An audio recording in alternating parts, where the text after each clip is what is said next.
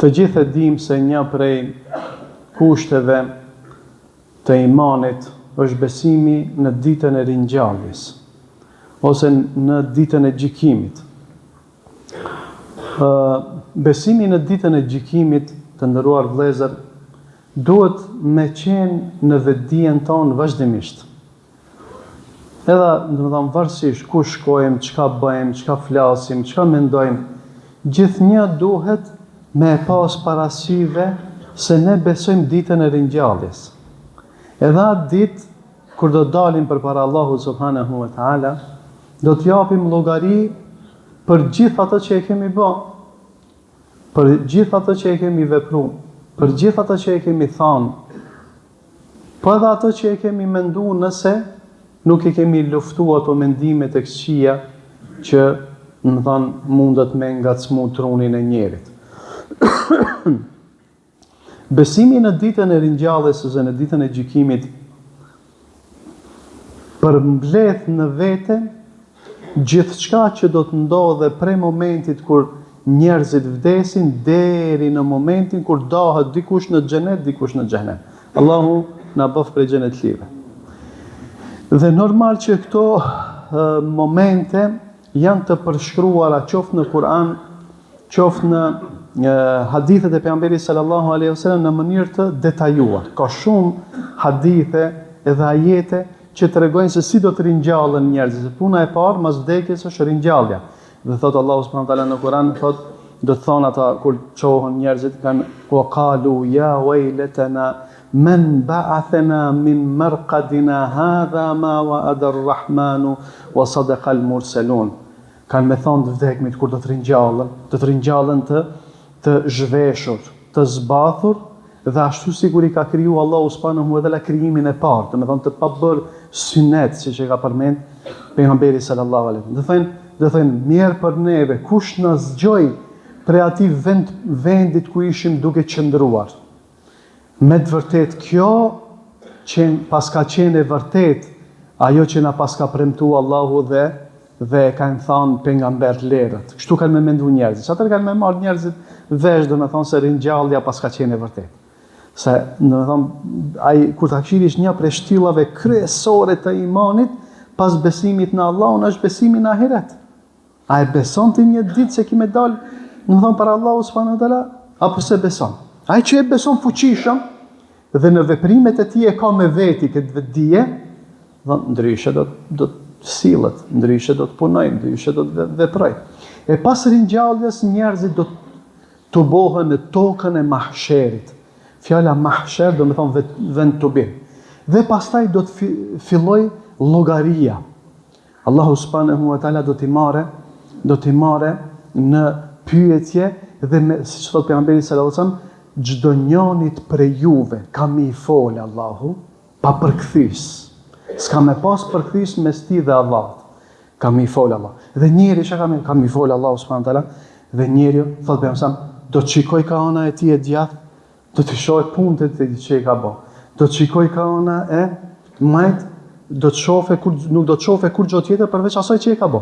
Do të shikoj përpara, do ta shef, domethënë, flakën e xhenemit.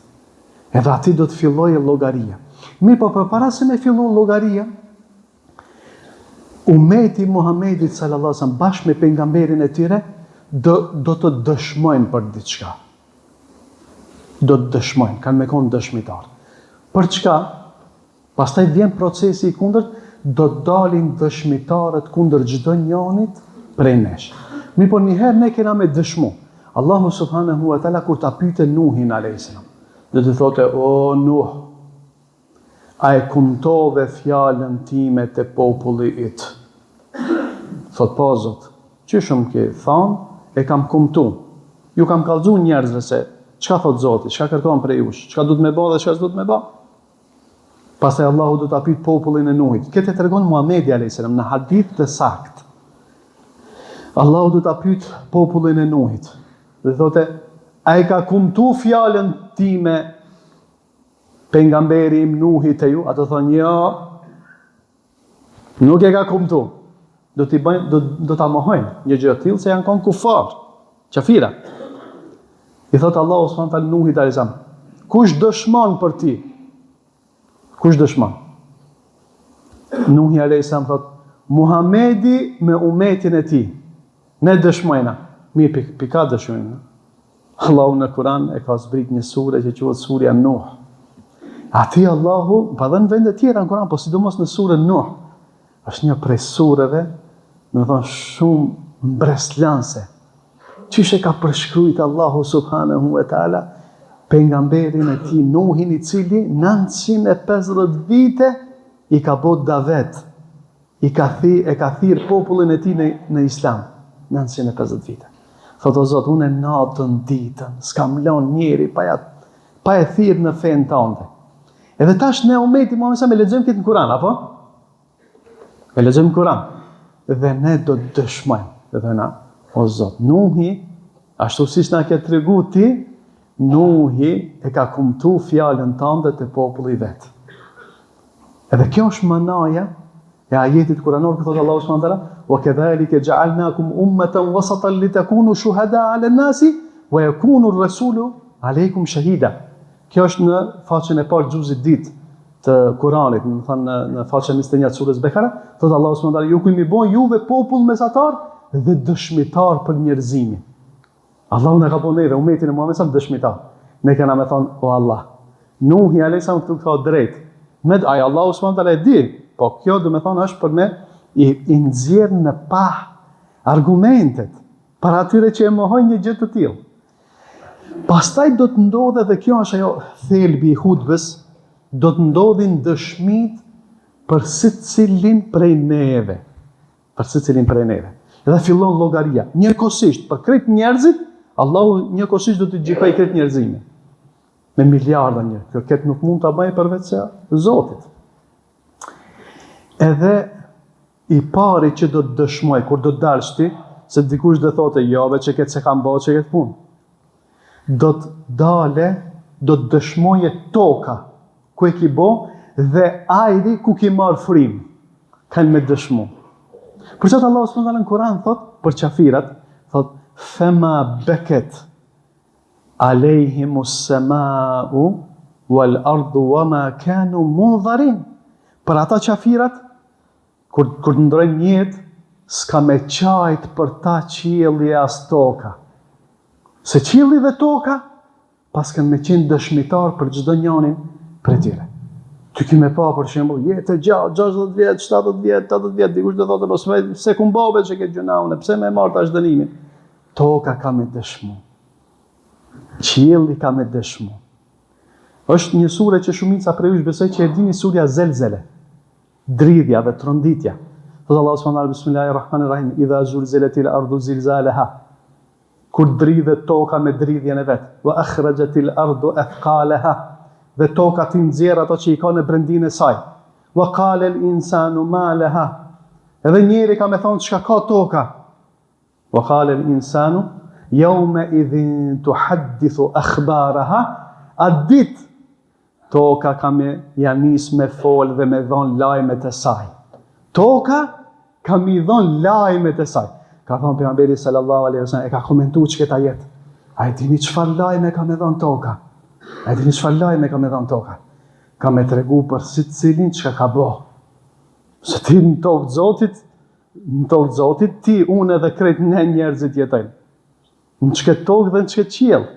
Tokën e kemi vendin ku i vlen kam, dhe qiellin e kemi, domethënë, këtë kulmin që na mbulon. Ka me dëshmu toka. Ka me dëshmu edhe qielli. Kjo është dëshmitari i parë. Dëshmitari i dytë janë gjymtyrët e njerëzit.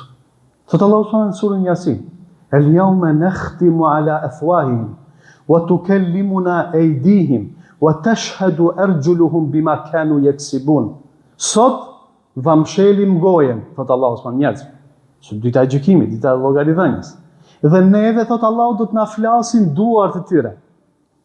Ndërsa këmbët e tyre do të dëshmojnë për ata që e kanë bën. Kjo është dëshmitari i dytë. Dëshmitari i tretë janë kiramen katibin, shkruesit e ndershëm. Dy melaqet që i ka secili njeri. quhen kiramen katibin, shkruesit e ndershëm, të cilët shkruajnë gjithçka. Edhe kur i thu dikuj, si a je mirë, e shkruan në fletore. Kur i të shkuqen në shtëpi, edhe çket e shkruan. Bile edhe klithmat dhe pasthirmat. Kur njeri thot, of, u lodha, edhe qato of, e shkruajnë. Ma yalfidhu min qawlin illa ladayhi raqibun atid. Nuk thot kur gjë, nuk mundet dikush me nxjerr një zë, thot Allahu, dhe ati afër ti mos tjetë një shkrues i gatshëm, i cili është hazër për me shkruajt krejt ata që i ndonë. Dhe dëshmitari i katërt është dëshmitari më i madh, Allahu subhanahu wa taala. Edhe Allahu do të dëshmoj. Kur të mundohet dikush me ik për asaj që e ka bë, thot Allahu, Qul ayyu shay'in akbaru shahada. Thuaj, cila është dëshmia më e madhe? Qulillahu shahidun baini wa bainakum. Thuaj, Allahu është dëshmitar mes meje dhe juve. Pra dhe Allahu subhanahu wa taala do ta dëshmoj. Pra gjithë këto dëshmitar, a ka me pas mundësi dikush me i ik përgjegjësisë sa asaj që e ka bë? Nuk do të ketë mundësi. Prandaj të nderuar vëllezër, ditën besimi në ditën e ringjalljes duhet ta kemi parasysh. Thot Aliu radiallahu anhu, se kjo miki pa e përmend, kur vdes besimtari, vendfalja e tij çan. Po çan me një zot që ne nuk e shohim, nuk e ndëgjojmë. Dhe dera e qiellit prej ka kanë shku lutjet e tij, se qielli ka shumë dyer, domethënë vajton për besimtarin. Tash parashtrohet pyetja. Me gjithë këto dëshmi, me gjithë këtë kujdes, një njeri i cili beson shartet e imanit, pra kushtet e besimit, beson Allahun, beson melekët e tij, beson librat e Allahut subhanahu wa taala, beson pejgamberet e Allahut, beson ditën e ringjalljes dhe beson kaderin e Allahut. Ai ky njeri, a është i neglizhent, a është i pavëmendshëm ndaj asaj që e bën? Jo. A është i pavëmendshëm ndaj asaj që e flet? Jo. Prandaj besimtari i vërtet thot, ka ditë gjykimi. Ka ditë kur do dalim për Allah.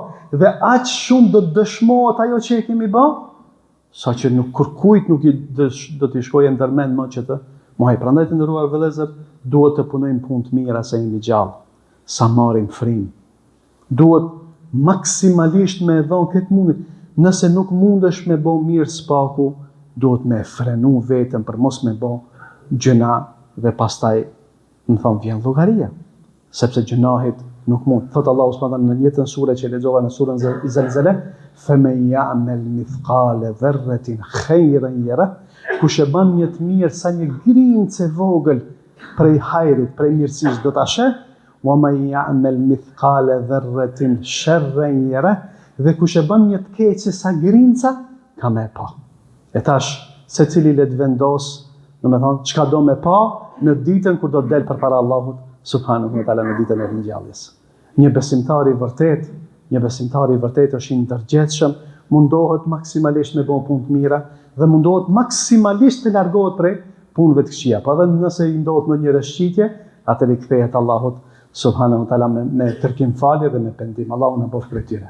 أقول قولي هذا وأستغفر الله لي ولكم ولسائر المؤمنين من كل ذنب فاستغفروه إنه هو الغفور الرحيم.